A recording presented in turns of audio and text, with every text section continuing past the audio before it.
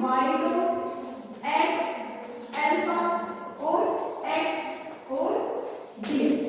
ठीक है, अब क्या करना पड़ेगा, एफ का फंक्शन का फाइंड आउट करेंगे। तो देखो कैसे फाइंड आउट होगा ये।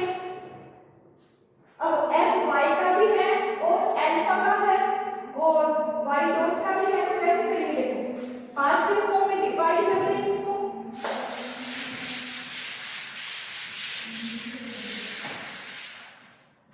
ये क्या आ जाएगा देखना, del I upon del alpha is equal to क्या आएगा, इंटीग्रेशन बाहर ले रहे हैं x1 से x2 और मैं ले रही हूँ del F upon del del F upon del Y और del Y upon del alpha plus साथ में क्या आएगा, del F upon del Y dot और del Y dot upon del alpha. ठीक है, plus del F upon del X और del X upon del alpha और साथ में क्या है, dx। ठीक है, अब देखो अपन ने क्या माना था कि x क्या है, इंडिपेंडेंट वेरिएबल है। अब इंडिपेंडेंट वेरिएबल है मतलब अल्फा के साथ उसके अंदर कोई चेंज नहीं होगा। अब अल्फा के साथ कोई चेंज नहीं होगा तो क्या होगा, x is not depend on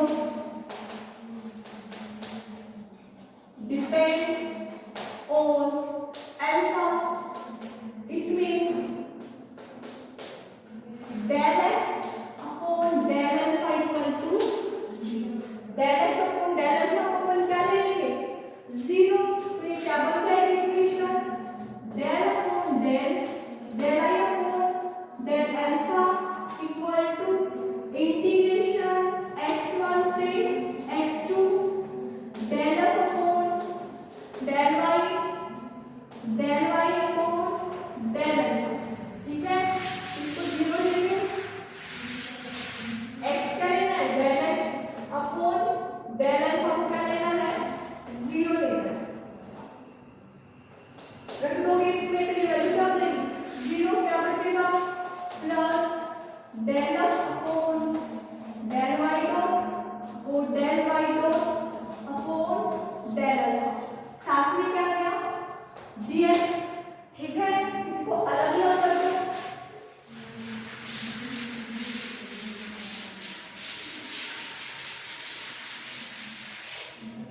ये देखो क्या हो जाएगा, इसको अलग अलग करेंगे तो del I upon del alpha is equal to integration x1 से x2 del F upon del Y और del Y upon del alpha dx।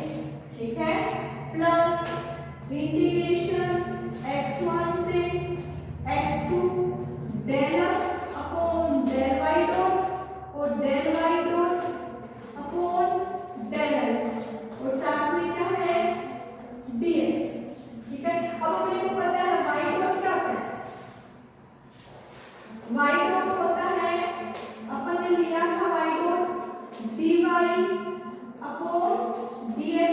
तो इसके अंदर पुट कर दे तो del I upon del alpha equal to क्या जाएगा, x1 से x2 del F upon del Y और del Y upon del alpha, साथ में क्या है, dx।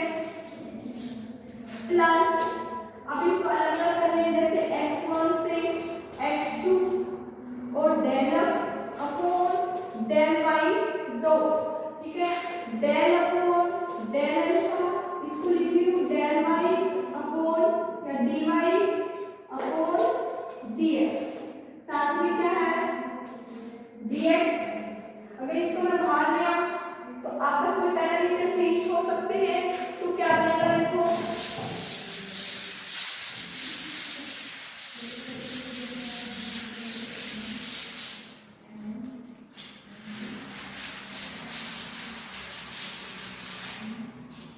ये पैरामीटर चेंज होगा तो क्या आएगा देखो, del I upon del alpha equal to integration x1 से x2, साथ में del F upon del X और del Y upon del L dx plus integration x1 से x2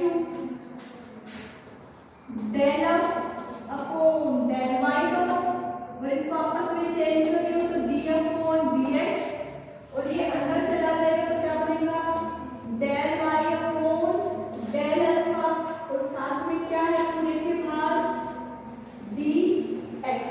ठीक है, अब इसका फर्स्ट इनटू सेकंड करके अपन क्या निकाल सकते हैं, इंटीग्रेशन फाइंड आउट कर सकते हैं। First as it is second का integration, sorry first integration second as it is second का माइनस